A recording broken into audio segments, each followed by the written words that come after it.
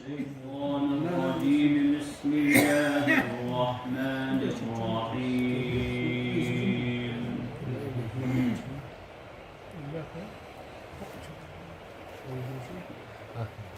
وإذ قلنا للملائكة اسجدوا لآدم فسجدوا إلا إبليس أبى واستكبر وكان من الكافرين وقلنا يا آدم اسكن أنت وزوجك الجنة وكلا منها رغدا حيث شئتما ولا تقربا هذه الشجرة فتكونا من الظالمين صدق الله العظيم.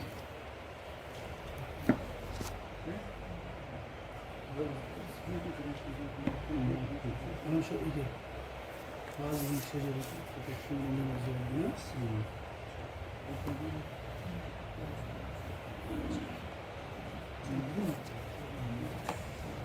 Bakmıyoruz.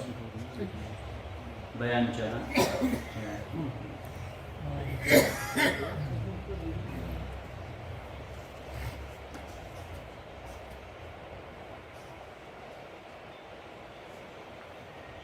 अब तक जो आयत तिलावत हुई उन आयत में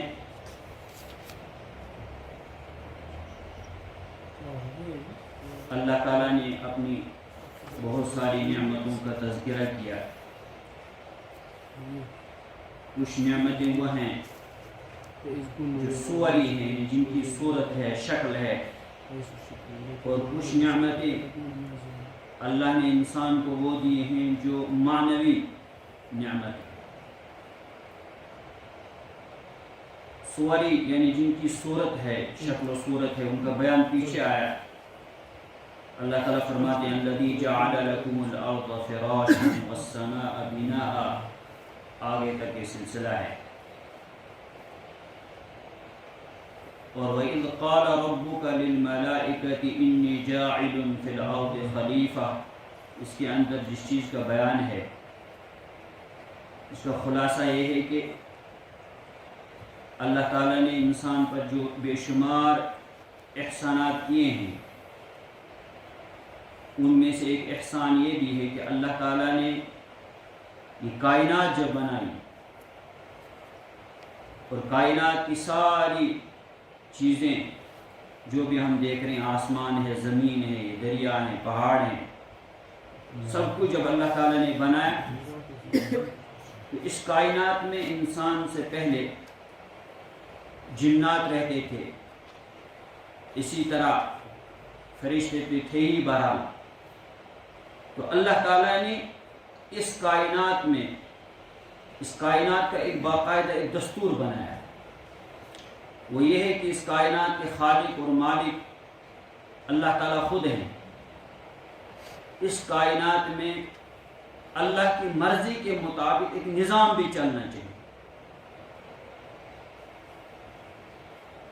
जो अल्लाह ताला ने कुरान करीम में एक जगह फरमाया अला लहुल खल्क़ु वल अम्र, अल्लाह ताला की सारी मखलूक है, अल्लाह ताला ने इस कायनात को बनाया है। जब इस कायनात के खालिक अल्लाह ताला हैं तो अल्लाह ताला का हुक्म इस कायनात में चलना चाहिए, अल्लाह ताला की मर्जी इस कायनात में चलनी चाहिए और अल्लाह की मर्जी के मुताबिक ही इस कायनात का निज़ाम चलना चाहिए। इसी तरह अल्लाह ताला ने फरमाया अला लहुल हुक्म वल अम्र, अल्लाह का ही या इनिल हुक्म इल्ला लिल्लाह, इस कायनात में हुक्म अल्लाह ताला का ही चलना है। तो अहकामात बहरहाल मुख्तलिफ हैं, कुछ कामों के करने का हुक्म दिया गया है, कुछ कामों के न करने का हुक्म दिया गया है। और इसी तरह अल्लाह ताला की तरफ से इनामात का भी वादा किया गया है कि फ़लाँ अमल पर ये इनाम मिलेगा, फ़लाँ काम पर ये इनाम मिलेगा। और सज़ाओं का भी तज़किरा है कि फ़लाँ काम अगर किया तो उस पर यह सज़ा मिलेगी। खुदा न खास्ता किसी से जिना का गुनाह सरजद हुआ تو اللہ فرماتے ہیں الزانیۃ والزانی فاجلدوا کل واحد منہما 100 جلدہ، یہ بھی حکم ہے اللہ کا۔ اسی طرح کسی سے چوری کا عمل سرزد ہوا تو حکم ہے السارق والسارقۃ فاقطعوا ایدیہما۔ تو اللہ کی مرضی تو یہ ہے کہ اللہ جن باتوں کے کرنے کا حکم دے رہے ہیں وہ کام اس کائنات میں کیے جائیں، اور جن کاموں کے نہ کرنے کا حکم دے رہے ہیں وہ کام اس کائنات میں نہ ہوں۔ اس کے لیے اس کا عملاً کس مخلوق سے مطلب کون مخلوق ایسی تھی جس میں اللہ تعالیٰ نے خیر بھی رکھا اور شر بھی رکھا، تو وہ انسان ہے۔ فرشتے تو ایسے تھے کہ ان میں اللہ تعالیٰ نے صرف خیر ہی خیر رکھا، نور ہی نور ہے ان میں، اور جنات جو ہیں ان میں شر غالب تھا۔ لیکن انسان، اس کو اللہ تعالیٰ نے بنایا، اس میں خیر بھی ہے اور شر بھی ہے، لیکن خیر غالب ہے۔ یعنی انسان کو اگر خیر کی طرف بلایا جائے، خیر کا راستہ اس کو دکھایا جائے تو انسان جلدی اس کو قبول کر لیتا ہے، اور اس کی فطرت اس کو اسی خیر کی طرف لے جاتی ہے۔ اسی وجہ سے اللہ تعالیٰ نے فرمایا فَأَقِمْ وَجْهَكَ لِلدِّينِ حَنِيفًا فِطْرَةَ اللَّهِ الَّتِي فَطَرَ النَّاسَ عَلَيْهَا، اپنا رخ اس دین کی طرف بالکل قائم رکھو، اپنی توجہ اس دین کی طرف کرو، جو دین کیا ہے؟ جو دین فطرت ہے، جس پر اللہ تعالیٰ نے تمام انسانوں کو پیدا کیا۔ اور حنیفہ، کس طرح اس دین کی طرف متوجہ رہنا ہے؟ یکسوئی سے۔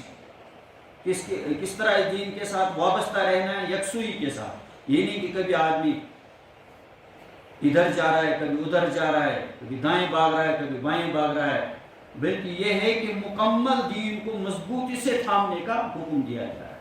تو اس میں اللہ تعالیٰ فرماتے ہیں فطرت اللہ التی فطر الناس علیہا، وہ فطرت، یہ وہ دین فطرت ہے جس پر اللہ تعالیٰ نے کیا کیا؟ انسان کو پیدا کیا۔ تو اللہ تعالیٰ نے فطری طور پر انسان میں یہ صلاحیت رکھی ہے، استعداد رکھی ہے کہ وہ خیر کی طرف ہی بڑھتا ہے، اور اس کو خیر کا ماحول مل گیا، اچھا ماحول مل گیا تو وہ خیر کی طرف ہی لپکے گا، اسی کی طرف بڑھے گا، اور اسے خیر کو ہی اختیار کرے گا۔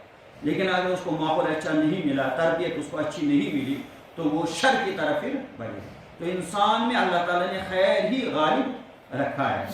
اسی وجہ سے قرآن کریم نے جو احکامات دیے ہیں یا شریعت اسلامیہ میں جتنے بھی احکامات ہیں وہ دراصل فطرتی انسان کی ان احکامات کو چاہتی ہے، اور زندگی ان احکامات کے مطابق گزارنے کا جو ہے وہ مزاج رکھتی ہے انسانی فطرت۔ لیکن یہ ہے کہ اگر انسان کو ماحول اچھا نہیں ملا، پھر انسان کی طبیعت خیر کی طرف جانے کے بجائے شر کی طرف جانے لگتی ہے، جس کو جناب رسول کریم صلی اللہ علیہ وسلم نے فرمایا کل مولود یولد علی الفطرہ فابواہ یحودانہ او ینصرانہ او یمجسانہ۔ ایک بچہ جو پیدا ہوتا ہے تو فطرت، اپنی فطرت صالحہ پر ہی پیدا ہوتا ہے، وہ وہاں سے چور نہیں ہوتا، جھوٹ بولنے والا نہیں ہوتا، نافرمان نہیں ہوتا، گناہ کرنے والا نہیں ہوتا، بلکہ جو کچھ پھر ماں باپ اس کو سکھلاتے ہیں، جیسا ماحول اس کو ملتا ہے، جیسی تعلیم، جیسی تربیت اس کو ملتی ہے، وہ بچہ ویسے ہی بنتا جاتا ہے۔ تو اس کی تربیت اسی ماحول کے مطابق، اسی ماحول میں وہ بڑھتا ہے۔ فَأَبَوَاهُ يُحَوِّدَانِهِ أَوْ يُنَصِّرَانِهِ أَوْ يُمَجِّسَانِهِ۔ جناب رسول کریم صلی اللہ علیہ وسلم نے فرمایا فطرتاً بچہ نیک پیدا ہوا، لیکن اس کے بعد اس کے والدین یا تو اس کو یہودی بناتے ہیں، یا نصرانی بناتے ہیں، یا مجوسی بناتے ہیں۔ جس طرح کا ماحول اس کو ملتا ہے تو وہ اسی طرح کا بچہ بنتا ہے۔ تو یہ دراصل اللہ تعالیٰ نے کائنات کو بنایا، اور کائنات کا ایک نظام بنایا، اس کا ایک دستور بنایا۔ وہ یہ ہے کہ اس کائنات میں ایک مخلوق ہونی چاہیے جو اللہ تعالیٰ کے احکامات کو، اللہ تعالیٰ کی مرضی کو اس دنیاوی زندگی میں نافذ کرے، اللہ کے قانون کو نافذ کرے۔ وہ قانون مختلف طرح کے، تو اگر یہ قانون فرشتوں کو دیے جاتے تو فرشتے تو گناہ کرتے ہی نہیں، تو وہ اللہ کی نیابت اور خلافت کا جو ذمہ داری ہے اس کو فرشتے نہیں نبھا سکتے۔ اسی وجہ سے اللہ تعالیٰ نے فرمایا فرشتوں کو، جب انہوں نے کہا کہ أَتَجْعَلُ فِيهَا مَن يُفْسِدُ فِيهَا وَيَسْفِكُ الدِّمَاءَ، تو اللہ تعالیٰ نے فرمایا إِنِّي أَعْلَمُ مَا لَا تَعْلَمُونَ، مجھے انسان سے کیا کام لینا ہے وہ میں جانتا ہوں، اور انسان میں اللہ نے اس کے اندر کیا کیا صلاحیتیں رکھی، کیا استعداد رکھی ہے، وہ میں جانتا ہوں، وہ تمہیں معلوم نہیں۔ تو بہرحال آدم علیہ نبی علیہ السلام کی برتری ظاہر کی گئی فرشتوں کے سامنے، ان کے مطلب بڑے ہونے کا اور اعلیٰ صفات کے حامل ہونے کا اعلان بالکل فرشتوں کے سامنے کیا گیا۔ تو وہ اس طرح کہ اللہ تعالیٰ نے ان کو علم دیا، اور علم کے ذریعے سے یہ فرشتوں کے سامنے بالکل باور کرائی گئی یہ بات کہ آدم علیہ نبی علیہ السلام اور تمام انسان کیا ہیں، اگر یہ خیر پر قائم رہیں اور خیر کو مضبوطی سے تھامے رکھیں تو ایک انسان فرشتے سے بھی اعلیٰ بن سکتا ہے۔ اور اللہ حفاظت فرمائے اگر انسان نے خیر کو چھوڑ دیا، شر کی طرف بڑھنے لگا، تو پھر یہ ایک مطلب عام جانور سے بھی کیا بنے گئے۔ اللہ تعالیٰ فرماتے ہیں وَلَقَدْ ذَرَأْنَا لِجَهَنَّمَ كَثِيرًا مِنَ الْجِنِّ وَالْإِنسِ لَهُمْ قُلُوبٌ لَا يَفْقَهُونَ بِهَا وَلَهُمْ أَعْيُنٌ لَا يُبْصِرُونَ بِهَا وَلَهُمْ آذَانٌ لَا يَسْمَعُونَ بِهَا أُولَئِكَ كَالْأَنْعَامِ بَلْ هُمْ أَضَلُّ۔ تو بہرحال حضرت آدم علیہ نبی علیہ السلام جو پہلے انسان اور اللہ تعالیٰ کے پہلے خلیفہ اور نائب اس کائنات میں آدم علیہ نبی علیہ السلام، اللہ تعالیٰ نے ان کو علم دیا۔ فرشتوں نے باقاعدہ اعتراف کیا اس بات کا کہ اللہ ہی سب کو جانتے ہیں، ہمیں اتنا ہی علم ہے جتنا اللہ تعالیٰ نے ہمیں دیا ہے، اور وہ یقیناً اس کائنات میں انسان کے پیدا کرنے کی ضرورت ہے۔ تو اسی طرح اللہ تعالیٰ فرماتے ہیں کہ اللہ تعالیٰ نے آدم علیہ نبی علیہ السلام پر یہ احسان بھی کیا، ان کو مسجود ملائکہ بنایا۔ یہاں تو ملائکہ کا تذکرہ ہے، اللہ تعالیٰ فرماتے ہیں وَإِذْ قُلْنَا لِلْمَلَائِكَةِ اسْجُدُوا، یعنی دراصل انعامات کا تذکرہ ہے۔ اس جب آتا ہے عربی میں اس کا مطلب ہے، اس سے پہلے اذکروا ہوتا ہے عربی گرامر کے لحاظ سے، اس کا مطلب ہے اس واقعے کو یاد کرو۔ یعنی واقعہ اگر انسان یاد کرے گا یقیناً وہ اللہ تعالیٰ کا میں جو احسان ہے انسان پر، تو انسان کو شکر کا جذبہ پیدا ہوگا جب وہ ان احسانات کو یاد کرے گا۔ تو اللہ تعالیٰ اوپر بھی فرماتے ہیں وَإِذْ قَالَ رَبُّكَ لِلْمَلَائِكَةِ، وہ یاد رکھنے کے قابل ہے وقت، اس کو یاد وقت جو ہے یاد کرنے کے قابل ہے، اس کا تذکرہ کرنا اہم ہے۔ جب اللہ تعالیٰ نے ملائکہ سے کہا اِنِّی جَاعِلٌ فِي الْأَرْضِ خَلِیفَةً، اور دوسری بات آپ فرما رہے ہیں وَإِذْ قُلْنَا لِلْمَلَائِكَةِ اسْجُدُوا لِآدَمَ، وہ وقت بھی مطلب یاد رکھنے کے قابل ہے اور اس کو یاد کرنا چاہیے۔ جو جب کیا کہا، ہم نے کہا ملائکہ سے اسجدو، کیا کرو، سجدہ کرو۔ کن کو سجدہ کرو؟ لآدم۔ یہاں تو ملائکہ کا تذکرہ ہے چونکہ ان کا بطور خاص اس وجہ سے تذکرہ ہے کہ یہ بہرحال ایک اہم مخلوق ہے، ورنہ یہ ہے کہ اس کا تذکرہ اہمیت کی بنیاد پر یا ملائکہ کا تذکرہ کیا گیا، ورنہ اس وقت جو سجدہ کیا آدم علیہ نبی علیہ السلام کے سامنے وہ صرف ملائکہ نے نہیں کیا بلکہ جنات نے بھی کیا اور درختوں نے بھی کیا، ہر مخلوق نے آدم علیہ نبی علیہ السلام کے سامنے سجدہ کیا۔ اور اس سے جو ہے اللہ تعالیٰ نے یہ پوری کائنات کے سامنے، پوری مخلوقات کے سامنے اس بات کو ظاہر فرمایا کہ ساری مخلوقات سے بڑھ کر کیا ہے، انسان اشرف المخلوقات۔ اسی وجہ سے ملائکہ نے بھی سجدہ کیا، جنات نے بھی سجدہ کیا، اور درختوں نے بھی سجدہ کیا، چرند پرند جتنے تھے ان نے بھی سجدہ کیا، تمام مخلوقات جھک گئے حضرت آدم علیہ نبی علیہ السلام۔ تو یہ سجدہ عبادت نہیں تھا، عبادت کا سجدہ نہیں تھا، بلکہ یہ سجدہ تھا تعظیمی سجدہ، عظمت کی وجہ سے۔ پر یہاں تو بہرحال کیونکہ اللہ تعالیٰ کا حکم تھا اس وجہ سے یہ سجدہ ہوا۔ ایک بات تو یہ ہے کہ اللہ تعالیٰ کا حکم تھا، بہرحال اللہ تعالیٰ کا حکم ماننا ہی اصل چیز، اس وجہ سے فرشتوں نے بھی سجدہ کیا، آدم علیہ نبی علیہ السلام کے سامنے سب نے سجدہ کیا۔ دوسری بات یہ ہے کہ یہ سجدہ تعظیمی تھا، اور سجدہ تعظیمی جو ثابتہ شریعتیں تھیں ان میں یہ جائز تھا، پھر شرک کو مکمل ختم کرنے کے لیے، تاکہ شرک کی کوئی شکل دنیا میں نہ رہے، لوگ بالکل مطلب ذہن میں ان کا ذہن شرک کی طرف بالکل نہ جائے۔ سجدہ تعظیمی کو بھی کیا کر دیا گیا، حرام کرا دیا گیا۔ اب کوئی کسی کو سجدہ تعظیمی بھی نہیں کر سکتا، ورنہ ثابتہ شریعتوں میں سجدہ تعظیمی کی اجازت تھی۔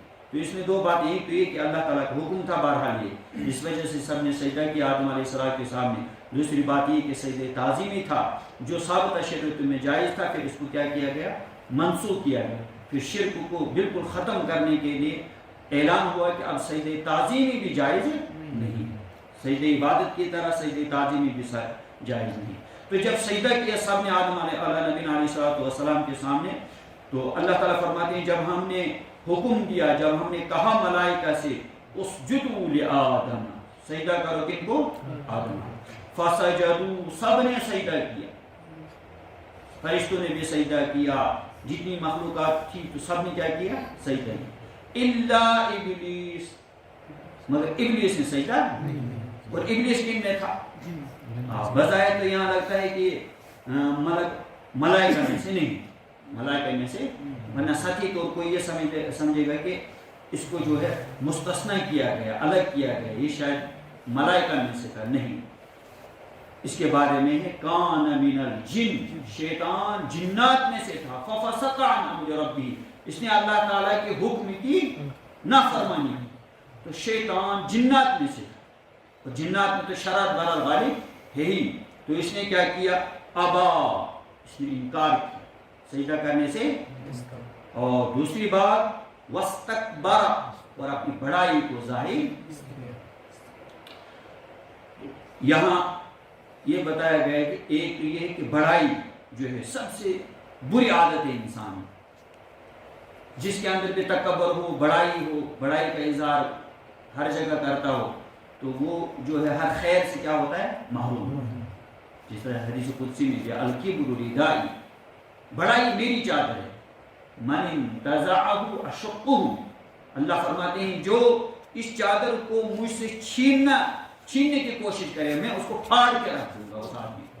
یعنی کبر جو ہے وہ اللہ تعالیٰ کی، جو بھی انسان اس میں ملوث ہوگا یہ بندہ جو ہر خیر سے کیا ہوتا ہے؟ محروم ہوتا ہے. تو اسی وجہ سے یہ خیر کا موقع تھا، یہ اللہ تعالیٰ کا ایک بڑا انعام حاصل کرنے کا موقع تھا جب اللہ تعالیٰ نے آدم علیہ نبی علیہ السلام کے سامنے سب ملائکہ کو سجدہ کرنے کا حکم دیا. تو ابلیس نے جب سجدہ نہیں کیا، اس نے کوئی کمال نہیں کیا، بلکہ کیا کیا؟ اس نے بڑی خیر سے کیا ہوا؟ محروم. بڑے انعام سے، اللہ کے بڑے انعام سے یہ جو ہے اس وقت محروم ہوا.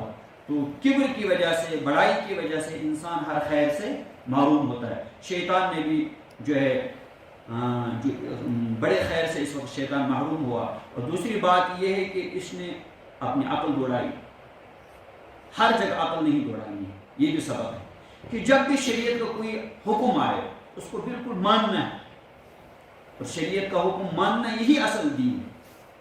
اصل دین یہ ہے کہ اپنی خواہشات، اپنی مرضیات، اپنی عقل، اپنی مزاج، ہر چیز کو تابع رکھنا ہے کس کے؟ اللہ کے حکم، جو اللہ کا حکم، چاہے یہ حکم عقل میں انسان کو آ رہا ہو یا نہ آتا ہو، ہر صورت میں وہ اللہ کے حکم کو کیا کرے؟ مانے. تو یہی اصل چیز ہے، یہی انسان کے اندر کمال ہے، اور یہی آدمی جو ہے کمال حاصل کرتا ہے، کوئی اونچا مقام حاصل کرتا ہے. تو شیطان نے کیا کیا؟ اللہ کا حکم نہیں مانا بلکہ عقل سے کام لیا، اور کہنے لگا اللہ نے ان کو کیا کیا؟ خلقتنی من نار وخلقتہ من طین. شیطان نے عقل دوڑائی، قیاس کیا اور کہا کہ اے اللہ آپ نے خلقتنی من نار، مجھے آپ نے آگ سے پیدا کیا، وخلقتہ من طین، اور آدم علیہ نبی علیہ السلام کو آپ نے مٹی سے پیدا کیا. اور مٹی کی خاصیت تو یہ ہے کہ اس میں تواضع، عاجزی اور انکساری ہوتی ہے مٹی میں.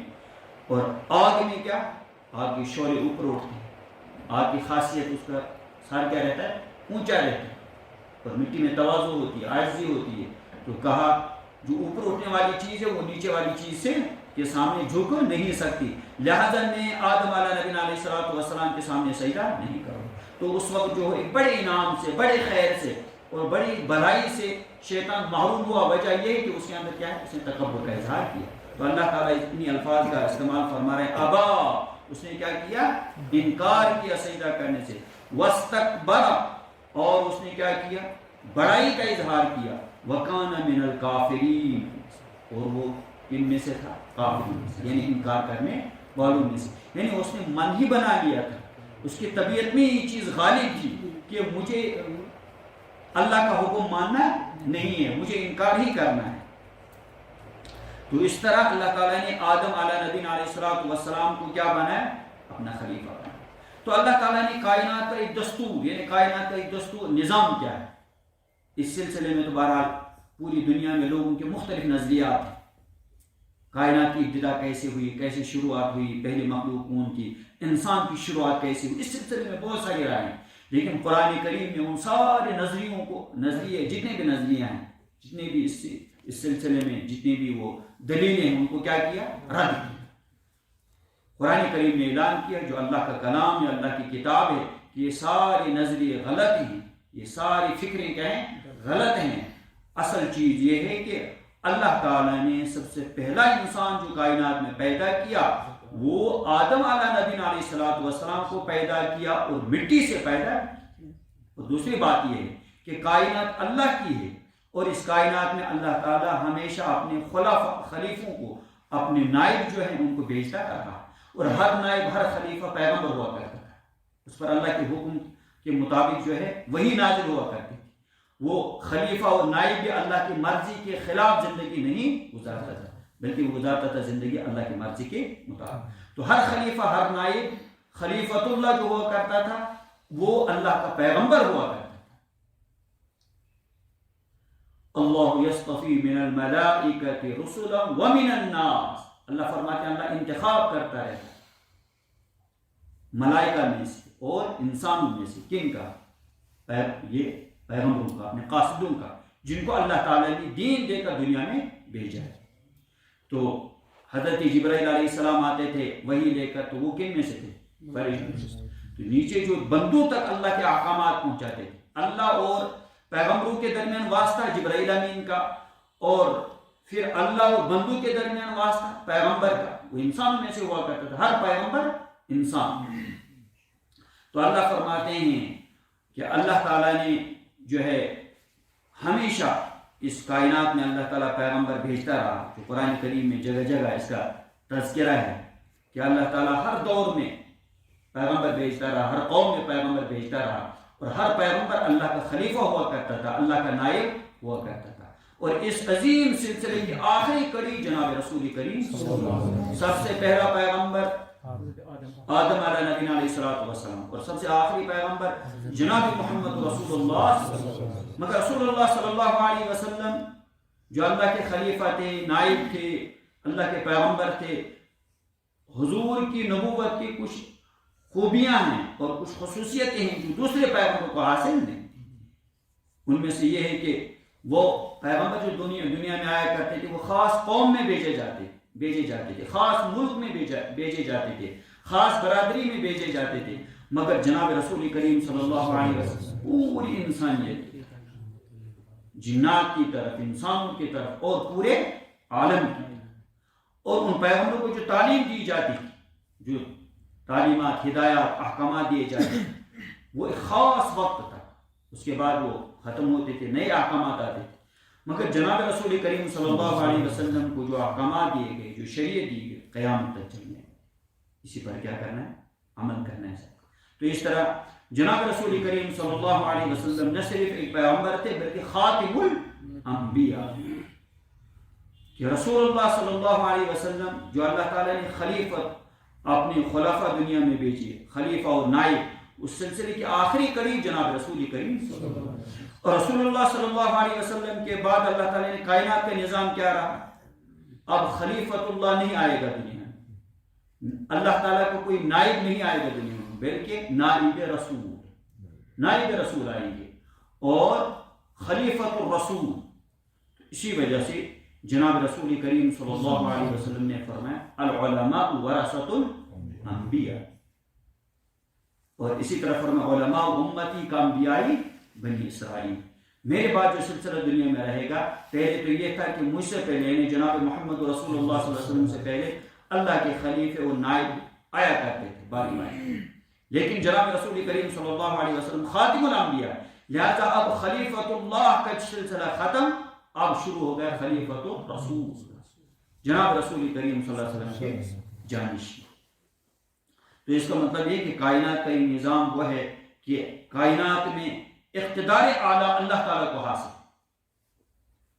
اور پھر اللہ تعالیٰ نے نیچے جو ہے ایک سلسلہ کائنات کا نظام رکھا ہے کہ انسان کو یہاں اقتدار ملتا ہے، لیکن وہ اقتدار بھی اللہ کی مرضی کے مطابق چلنا چاہیے، اللہ کی مرضی کے مطابق، اور اللہ تعالیٰ نے جو احکامات دیے ہیں ان احکامات کے مطابق ہی کائنات کا نظام چلنا چاہیے۔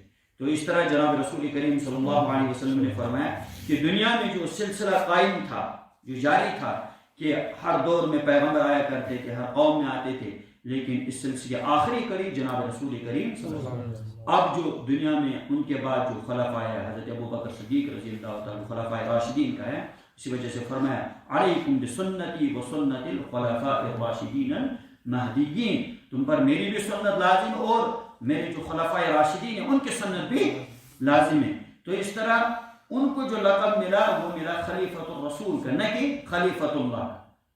تمہیں ملا لقب کیوں؟ خلیفۃ، تم خلیفہ جناب رسول کریم صلی اللہ علیہ وسلم، اللہ کا خلیفہ پیغمبر ہی ہوا کرتا ہے۔ تو بہرحال سب سے خلیفہ، سب سے پہلا نائب اللہ تعالیٰ نے، اور سب سے پہلا انسان جو اللہ تعالیٰ نے دنیا میں پیدا کیا وہ کون تھے؟ حضرت آدم علیہ نبی علیہ السلام۔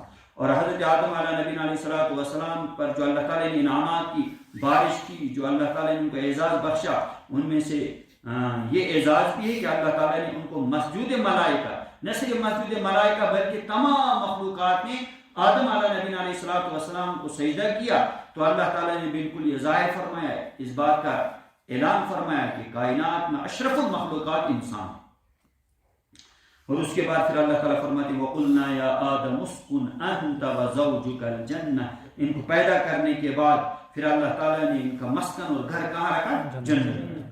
آدم علیہ السلام سے کہا گیا اے آدم آپ وزوجک، اور آپ کی اہلیہ حضرت حوا، کہاں رہنا ہے آپ کو؟ الجنہ، کہاں پر؟ جنت۔ تو پھر بہرحال وہاں پر کہا گیا وَكُلَا مِنْهَا رَغَدًا حَيْثُ شِئْتُمَا، اور یہاں اچھی طرح کھاؤ، پیٹ بھر کر کھاؤ، جہاں سے بھی چاہو، وَلَا تَقْرَبَا هَٰذِهِ الشَّجَرَةَ، مگر اس درخت کے قریب نہیں جانا۔ تو یہاں سے ہی احکامات آئے انسان پر، یعنی ایک حکم تو یہ آیا کہ اچھی طرح کھاؤ، یہ سب تمہارے لیے کیا ہے؟ حلال، کھاؤ، لیکن ایک درخت اس کے بارے میں آئی ممانعت، اس کا کھانا کیا ہے؟ حرام۔ تو حلال حرام کا سلسلہ شروع ہو گیا۔ لیکن یہاں بہرحال چونکہ اللہ تعالیٰ کو لعنت آدم علیہ السلام کو کہاں پر؟ زمین پر، تو ایک صورتحال پیدا ہو گئی۔ تو آدم علیہ نبی علیہ السلام حضرت حوا سے وہ ایک اجتہادی ایک لفزش ہو گئی، غلطی ہو گئی، تو انہوں نے درخت سے کھا لیا، اس کا پھل کھا لیا۔ تو وہ پھل کیا تھا؟ اللہ تعالیٰ فرماتے ہیں شجرہ مطلق درخت کو بولتے ہیں۔ کون درخت ہے؟ اس کو بہرحال اس سے چونکہ ہمارا کوئی ایمانی مسئلہ یا کوئی بھی مسئلہ ہمارا اس سے جڑا ہوا نہیں ہے، لہذا خود قرید میں پڑھنے کی بھی ضرورت نہیں ہے، لیکن روایت میں بہرحال اس طرح آیا ہے کہ یہ درخت گیہوں کا درخت، یا یہ بھی آیا ہے کہ انگور کا درخت تھا۔ تو بہرحال جو بھی درخت تھا یہ تھا کہ شجرہ ممنوع تھا، یہ یعنی اس سے منع کیا گیا تھا کہ اس سے آپ کو کھانے کی اجازت نہیں ہے، یعنی حضرت آدم اور حضرت حوا کو اس درخت کا پھل کھانے سے روک دیا گیا۔ لیکن جب انہوں نے اس کا پھل کھا لیا تو اب کیا ہے؟ یہی مطلب اس کی بطور پکڑ یہ ہوا کہ ایک تو اللہ تعالیٰ نے بہرحال توبہ تو قبول کر لیا، اللہ تعالیٰ نے توبہ سکھلائی، اگر یہ معاملہ نہ ہوتا تو پھر توبے کی الفاظ بھی کہاں آتے؟ تو اللہ تعالیٰ نے بالکل یہ دکھایا کہ آدم علیہ نبی علیہ السلام سے غلطی بھی ہوگی لیکن توبہ بھی انہوں نے جھکا بھی کہاں، انہیں غلطی نہ کرنا یہ کوئی کمال نہیں، بلکہ غلطی کرنے کے بعد پھر اللہ تعالیٰ کی طرف جھک جانا، اللہ تعالیٰ کی طرف رجوع کرنا، اللہ تعالیٰ کے سامنے آنا، رونا دھونا، یہ دراصل کمال ہے، غلطی نہ کرنا کوئی کمال نہیں ہے۔ تو آدم علیہ نبی علیہ السلام جیسے ان سے غلطی ہو گئی تو بہت پریشان ہو، لباس ہی اتر گیا، اور فطری طور پر انہوں نے کیا، وہ درخت کے پتے اپنے جسم پر وہ لینے شروع کیے۔ کہ اس کا مطلب انسان کی فطرت کیا ہے؟ خیر کو چاہتی ہے، انسان کی فطرت میں حیا ہے، انسان کی فطرت میں ہی کیا ہے؟ اچھائی ہے، بھلائی ہے۔ تو آدم نبی علیہ السلام حضرت حوا فوراً بڑھنے لگے کس کی طرف؟ درخت کی طرف، اور اس کے پتے بھی اور اپنے جسم پر ڈالنے لگے. یعنی انہوں نے اس کو پسند نہیں کیا کہ ہم کیا رہیں، ننگے رہیں، لباس کے بغیر رہیں. تو بہرحال اللہ تعالیٰ نے پھر آدم نبی علیہ السلام کو، حضرت حوا کو توبہ سکھائی، جو الفاظ ہیں قرآن کریم: ربنا ظلمنا انفسنا وان لم تغفر لنا وترحمنا لنكونن من الخاسرین. تو اس طرح بہرحال اللہ تعالیٰ فرماتے ہیں وَلَا تَقْرَبَا هَٰذِهِ الشَّجَرَةَ فَتَكُونَا مِنَ الظَّالِمِينَ. اس درخت کے قریب نہ جانا. اگر تم اس کے قریب گئے اور اس کا پھل استعمال کیا تو پھر آپ ظالمین میں سے شمار ہوں گے. اس کا مطلب ہے ظالم انسان کون ہے؟ جو اللہ کی نافرمانی کرتا ہے، جو بھی گناہ کرتا ہے. اس آدمی کو کہا گیا کہ یہ دراصل کیا کرتے ہیں، تو چاہتا ہے یہ اپنی جگہ سوچتا ہے کہ میں نے کوئی اچھا کام کیا، میں نے کمال کیا، لیکن گناہ کر کے انسان اپنے اوپر کیا کرتا ہے؟ ظلم کرتا ہے. لیکن اس کو سمجھ میں نہیں آتا ہے. جتنے بھی گناہ کائنات میں ہوتے ہیں، جو بھی انسان نافرمانی کرتا ہے، تو یہ اپنے آپ کے ساتھ دنیوی اعتبار سے بھی ظلم کرتا ہے، اور اخروی اعتبار سے بھی کیا کرتا ہے؟ ظلم کرتا ہے. اس گناہ سے کیا ہوں گے؟ اس گناہ سے یہ ہوگا کہ اللہ کی مدد اٹھ جائے گی، اللہ کی نصرت جو ہے وہ اس بندے کو نہیں ملے گی، اور نافرمانیوں کی وجہ سے اللہ کا عذاب کیا ہوگا؟ اللہ کے بندوں کی طرف متوجہ ہوگا. اور اس کا پھر اس ظلم کا اور اس گناہ کا اثر یہ پڑے گا کہ نہ صرف انسان پریشان ہوگا اور کائنات کی ساری مخلوق کیا ہوگی؟ پریشان ہوگی. یعنی انسان کے گناہ کی وجہ سے ہی کبھی کیا ہوتی؟ بارش بند ہوتی. تو اس بارش کے بند ہونے سے انسانی پریشان نہیں ہوا، بلکہ حیوانات بھی پریشان ہوئے. یہ جو چرند پرند ہیں یہ بھی کیا ہو گئے؟ پریشان ہو گئے. مگر پریشانی کا سبب کیا ہے؟ انسان کا گناہ کرنا، انسان کی نافرمانی. تو یہ انسان ظلم، یعنی گناہ کر کے انسان نہ صرف اپنے آپ کے ساتھ ظلم کرتا ہے، اپنی دنیاوی زندگی کو خراب کرتا ہے، بلکہ دنیاوی زندگی خراب ہوتی ہے، اخروی زندگی بھی خراب ہوتی ہے، اور انسان دوسروں کے ساتھ بھی کیا کرتا ہے؟ ظلم کرتا ہے.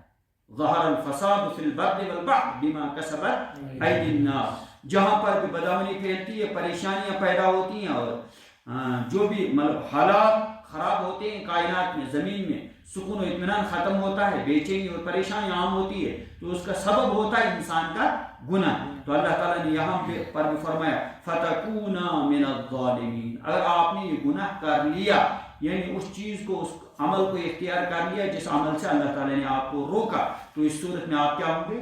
ظالمین میں سے شمار ہوں گے. تو ہر انسان جب بھی دنیا میں کائنات میں نافرمانی کرتا ہے، گناہ کرتا ہے، تو وہ دراصل کیا کرتا ہے؟ اپنے آپ کے ساتھ ظلم کرتا ہے. اور انصاف یہی ہے کہ اللہ کے دین کو اختیار کیا جائے، شریعت کے احکام پر چلا جائے، دین اپنی زندگی میں لایا جائے. تو اسی وجہ سے اللہ تعالیٰ نے فرمایا وَمَنْ أَحْسَنُ قَوْلًا مِمَّنْ دَعَا إِلَى اللَّهِ. بہرحال آج جو درس قرآن ہے، اصل یہ ہے کہ آج گشت ہوتا ہے، پھر ہم ایک جگہ جمع ہوتے ہیں، تو فکر سب کو کرنی ہے انشاءاللہ. دین کے ساتھ جڑے رہیں گے انشاءاللہ، اسے انشاءاللہ زندگی میں سکون آئے گا، اطمینان آئے گا، خوشیاں ملیں گی، اور ہم اپنے آپ کے لیے بھی ظالم نہیں بنیں گے، دوسروں کے لیے بھی ظالم نہیں بنیں گے. دنیاوی زندگی میں انشاءاللہ سکون ملے گا، اخروی زندگی میں انشاءاللہ کامیاب بنیں گے. اسی وجہ سے کہتے ہیں کہ 100% کامیابی کس میں ہے؟ اللہ کے دین میں. تو اللہ نے یہاں فرمایا کہ فَتَكُونَا مِنَ الظَّالِمِينَ. سارا پھر خراب ہو جائے گا پورا معاملہ اگر آپ کہاں گئے؟ نافرمانی کی طرف بڑھ گئے. تو جب حضرت آدم اور حضرت حوا، آدم علیہ السلام سب کے ابا ہیں، اور حضرت حوا علیہ السلام سب کی ماں ہے نا، جب ان سے یہ کہا گیا تو ان کے اولاد، قیامت تک جو اولاد آئے گی، سب سے یہ کہا گیا کہ اگر آپ چاہتے ہو امن، سکون، اطمینان، خوشیاں، تو اللہ کے دین میں 100% کامیابی اللہ کے دین میں. تو ترجمہ دیکھیں گے وَإِذْ قُلْنَا لِلْمَلَائِكَةِ اسْجُدُوا لِآدَمَ فَسَجَدُوا إِلَّا إِبْلِيسَ. قابل ذکر ہے وقت جب ہم نے کہا ملائکہ سے اسجدوا لآدم. اگر ملا کے پڑھیں گے پھر تو ہے للملائکۃ اسجدوا، لیکن جب ہم الگ پڑھیں گے پھر پڑھیں گے اسجدوا پڑھیں گے لآدم. سجدہ کرو کس کو؟ آدم علیہ السلام کو. فسجدوا، سب نے سجدہ کیا. تو فسجدوا کا مطلب یہی نہیں ہے کہ صرف ملائکہ نے پھر، سب نے. اسی وجہ سے تو کہا گیا کہ شیطان ابلیس نے انکار کیا. دراصل وہاں جنات نے بھی سجدہ کیا، وہاں فرشتوں نے بھی سجدہ کیا، کیا, وہاں درختوں نے بھی سجدہ کیا, ہر مخلوق نے سجدہ کیا. تو جنات میں سے چونکہ شیطان بھی تھا, شیطان نے کیا کیا؟ سجدہ نہیں کیا. الا ابلیس ابا, اس نے کیا کیا؟ انکار کیا. واستکبر, اور اپنی بڑائی کو ظاہر کیا, بڑا پن دکھایا. وکان من الکافرین, اور وہ تھا ہی کن میں سے, یعنی اس کا من یہ ایسا ہی تھا. اللہ نے اس کو کیا ویسا ہی بنایا تھا. اس میں شر غالب تھا. جیسے باپ کو پتا ہوتا ہے میرا فلاں بیٹا کیسا ہے, فلاں بیٹا کیسا ہے. کوئی باپ سے سوال کیا جب آپ کے فلاں بیٹے نے اس طرح کیا, مجھے کہا, مجھے پتا ہے وہ نافرمانی ہے. یعنی اس کی طبیعت ہی کیا ہے, ایسا نہیں ہے کہ اللہ تعالیٰ نے کو نافرمانی پیدا کیا تھا لہذا فطرت کے مطابق ہی کام نہیں, ایسا نہیں ہے. بلکہ یہ ہے کہ کسی کا مزاج کیا ہوتا ہے, وہ گناہوں کی طرف ہی بڑھتا ہے, نافرمانی کی طرف ہی بڑھتا ہے. اس وجہ سے اللہ تعالیٰ نے فرمایا کہ شیطان کی فطرت کیا تھی, وہ نافرمانیوں کو کیا کرتا ہے, نافرمانی کی طرف ہی بڑھتا ہے, نافرمانی کو ہی اختیار کرتا ہے. فرما برداری کا مزاج اس میں نہیں ہے, ماننے کا مزاج اس میں نہیں ہے. وَكَانَ مِنَ الْكَافِرِينَ, اور وہ تھا ہی کن میں سے, کافرین میں سے, نافرمانوں میں سے. وَقُلْنَا يَا آدَمُ اسْكُنْ أَنْتَ وَزَوْجُكَ الْجَنَّةَ, اور ہم نے کہا اے آدم اسکن, رہو, انت آپ, وزوجک, اور آپ کی زوجہ, آپ کی اہلیہ, کہاں پر؟ الجنت, جنت میں. وَقُلَا, اور دونوں کھاؤ, منہا, کس سے؟ جنت سے. یعنی جنت میں جتنی بھی نعمتیں ہیں, جتنے بھی پھل ہیں, کھاؤ, خوب کھاؤ. رغدن کا مطلب ہی کیا کھاؤ؟ رغدن کا مطلب خوب کھاؤ. حیث شئتما, جہاں سے بھی تم چاہتے, مگر ولا تقربا هذه الشجرة. اسی وجہ سے یہ کہ اصل چیز تو ہر چیز کا انسان کے لیے حلال ہے. فقہی قاعدہ ہے الاصل فی کل شیء الاباحہ, ہر چیز دراصل کائنات کی اللہ تعالیٰ کے انسان کے لیے بنائی گئی. یا آسمان بھی اللہ تعالیٰ نے انسان کے لیے بنایا, زمین بھی انسان کے لیے, دریا بھی انسان کے لیے, ہر چیز کس کے لیے؟ انسان کے نفع کے لیے. اسی وجہ سے لام آیا الذی جعل لکم, لام کا مطلب ہے فائدے کی. تو انسان جو بھی چیزیں ہیں وہ اللہ تعالیٰ نے انسان کے فائدے کے لیے ہی بنائی. اب جو چیز حرام کی گئی ہے اس میں انسان کا فائدہ نہیں ہوتا ہے. دیکھو اللہ کا کتنا احسان ہے, اللہ کا کتنا انعام ہے. جو بھی چیز حرام ہے وہ انسان کے فائدے کی چیز, وہ اس کی جسم کے لیے نقصان دہ ہوتی ہے. تو جتنی بھی حرام چیزیں ہیں, مثلا جانوروں میں ہم دیکھتے ہیں کتا حرام ہے, یا بہت سارے جانور حرام ہیں, جن کے بارے میں شریعت نے اعلان کیا فلاں فلاں جانور کیا ہے, حرام ہے, تو وہ انسان کے لیے مضر بھی ہے. جو بھی لوگ ان کو مطلب استعمال کرتے ہیں, کھاتے ہیں, ان کی طبیعت کیا ہو جاتی ہے, خراب ہو جاتی ہے, بری خصلتیں ان میں آتی ہیں, بری عادتیں ان میں آتی ہیں, صحت کے لیے بھی مضر ہیں, اور انسان کی سوچ, فکر, اخلاق کے لیے بھی کیا ہے. جو لوگ حرام گوشت استعمال کرتے ہیں ان کی فطرت کیا ہوتی ہے, خراب, گناہوں کی طرف بڑھتے ہیں. ان کی فکر, ان کی عقل بھی غلط سوچتی ہے, ان کے ارادے بھی کیا ہوتے ہیں, غلط ہی ہوتے ہیں, اور وہ کام بھی سب کیا کرتے ہیں, غلط کرتے ہیں. تو جو حلال جانور استعمال کرتا ہے تو حلال کی وجہ سے کیا آتا ہے اثر, اچھا اثر, اچھی سوچ بھی اس کی بدلتی ہے. اسی وجہ سے جو بھی اللہ کا ولی بننا چاہیے تو سب سے پہلی چیز اس کے لیے کیا ہے, وہ رزق حلال کو استعمال, رزق حلال شرط, صدق مقال اور رزق حلال.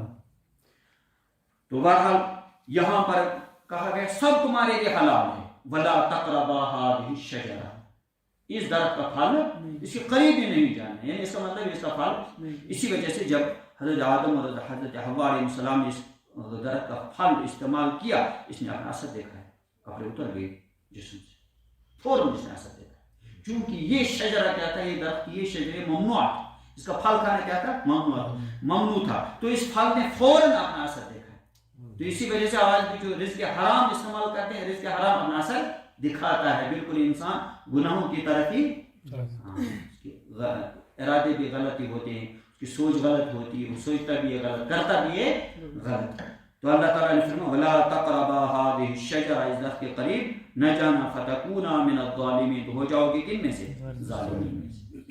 اللہ تعالیٰ سننے سے زیادہ عمل کی توفیق.